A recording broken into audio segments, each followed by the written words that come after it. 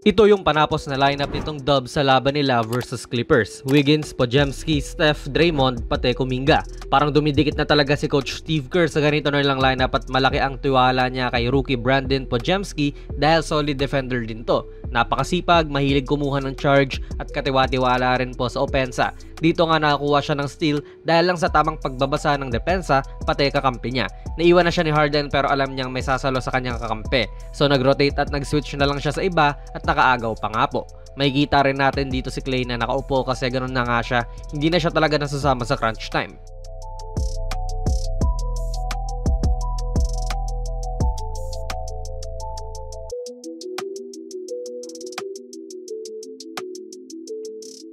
Naka-foul ang Warriors at matapos itong free throw ni Coffee, nag-timeout po ang Dubs. Kita niyo si Klay, nag-warm up ng kaunti dyan kasi ilang minuto rin siyang nakaupo Noong 7-minute mark ng 4th quarter pa siya pinaupo. At ito nga po ang ginawang play naman ng Dubs. Matatanggap ni Green ng bola sabay may down screen si Steph dito kay Klay. Agara namang nabasa ng Clippers yon at sinalo po ni Harden tong si Steph and may fake dribble handoff tong si Green pero kay Klay pala. Sa tingin ko, kung hindi nakadikit tong si Brody kay Klay, ibabato niya yan. Pero buti nga po ay may continuation pa to. Napashow din po kasi itong si Ivic sa Zubats kaya pwedeng mag-roll si Draymond. Ang ganda ng look na binigay nila kay Podziemski.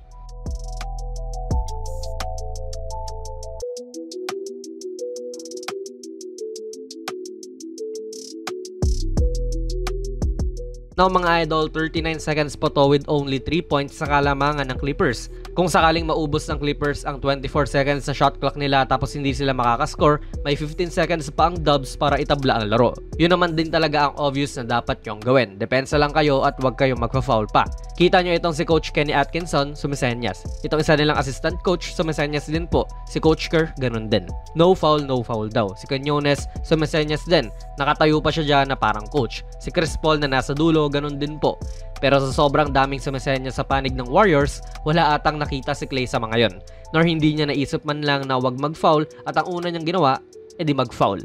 Brain fart ang nangyari. Kitang-kita ang reaksyon sa bench ng Dubs. Frustrated malala. Nakabawi naman sila sa pamamagitan nitong layup ni Steph pero ilang precious seconds din po yung nabawas para lang mapunta sila sa similar na situation 2 possessions ago. And tignan nyo mga idol si Podziemski.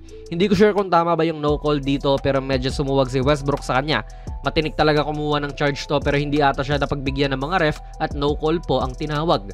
Okay na sana to para sa Warriors kaso tignan nyo, 3 na silang nag-aabang sa bola at 3 rin po silang tumatalon. No communication ng Warriors dyan at nagtatalunan na lang talaga ng basta.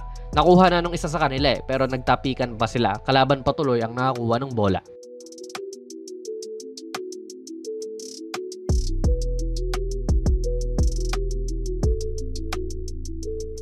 Comeback win to para sa LA Clippers mga idol. 4th quarter, double digits pa ang kalamangan ng Golden State sabay may mga away pang nangyari. Pambihirang hampas kasi yung ginawa nito ni Plumlee, virtually parang ang tindi nung ginawa niya. Buti naglakad na lang to papalayo. Pero moments before niyan ay ilang beses po nabibigyan din to ng contact. Tinalo na ni Kuminga sa likod, walang tawag. Sabay medyo sumabit pa nga si Draymond dito sa attempt niya. Pero wala nga pong tawag. Napagbuntungan na lang siguro niya to ng frustrations niya. Yung mga tres din po ni Norm Powell ang nagpaposible na makapag-comeback sila at lumamang. Nakaapat siya sa 4th quarter alone. Kaya yun, panalo ang Clippers. Nanguna si James Harden para sa Clips with 26 points, 8 rebounds, and 7 assists. Sa kabila naman po, Steph Curry with 41 points, 4 rebounds, and 5 assists. Ano po ang masasabi niya sa video natin ngayon mga idol? Ilagay nyo lang po ang inyong mga komento sa ating comment section sa baba. Kung nagustuhan nyo po ang ating video ay pipindot na lang idol ng like button, mag-subscribe ka na rin sa ating channel at ako nga pala si Jonas PB and as always, hanggang sa muli.